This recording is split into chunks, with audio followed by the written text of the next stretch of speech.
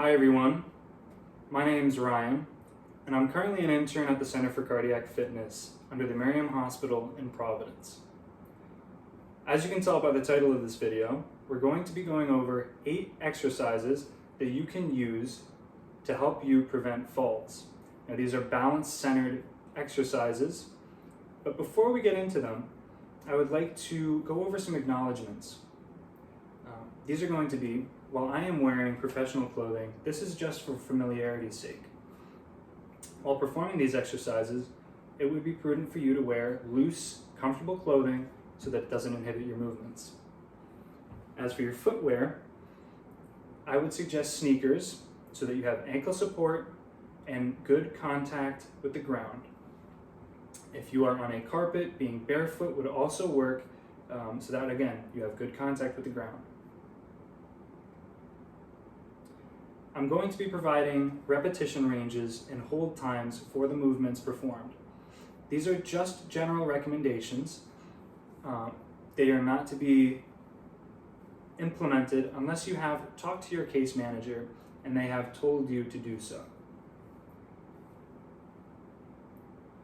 Throughout the duration of the video, I would like for you all to take deep breaths in through the nose and out through the mouth. You don't have to do them in any particular way on the up or down portion of a movement. Just make sure that they're consistent and steady. Now, again, throughout the duration, I would like you to keep a straight spine, no curvature or flexion.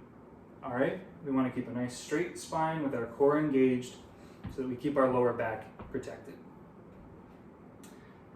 These exercises are not to be used as an exercise prescription. Again, in line with what I said before, you should consult with your case manager before performing any of these exercises, not only with their rep ranges, but as the sum total of these 8.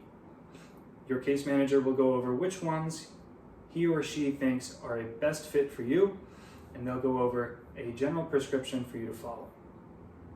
Now, to get into the exercises, these are all going to be performed with the use of a chair for balance.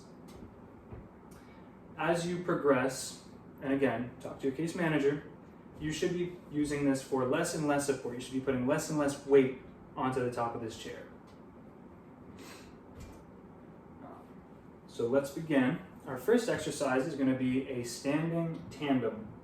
So we're just going to place one foot in front of the other, lightly applying our weight to the top of the chair. We're going to hold this for 10 to 15 seconds, and you're going to do this for 10 to 15 repetitions on each side. And by side, I mean each foot being in front. Our next exercise is a single leg stance.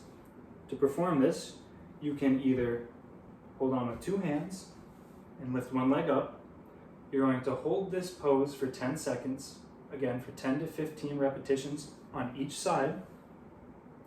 Or you can do this holding one hand on hip, straight spine, again, one leg up, 10 to 15 second hold, and you're going to perform it 10 to 15 times. Next exercise is a sit to stand. It's aptly named because you go from seated with your back against the chair to standing. You can perform this either holding your hips with your arms out for additional support. And just to get the side view, we'll rotate over. Again, we're going to be back against, arms out, we're going to stand up. We're going to perform this for 10 to 15 repetitions. Our next exercise is a calf raise. Again, aptly named because you are using your calf muscles in the back of our legs to raise us up. As much as you can do is perfect. If you're able to get your heels off the ground, even just an inch, we're making progress. Again, as per usual, 10 to 15 reps. Make sure that, again, we're deep breathing while we're performing these exercises. Our next exercise is going to be a standing march or a leg lift.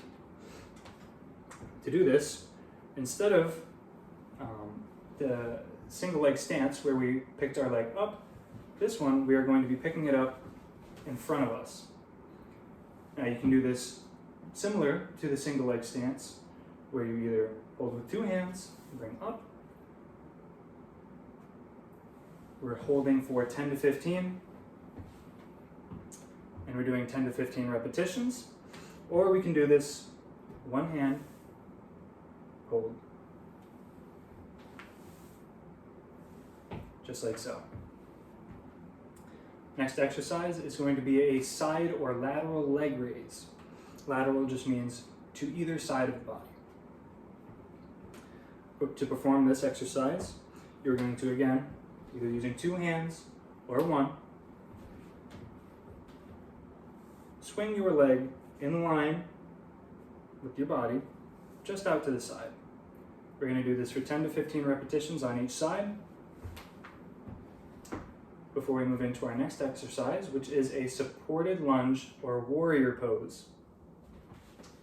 The supported lunge is going to look like so. We're putting one leg behind and having a slight bend in the front leg without our knees going over our toes. We want to make sure that we are stacking our weight over the heel and ball of the foot, not over the toes, right? We're going to hold this for 10 to 30 seconds, and we're going to do this 5 to 10 times on each side.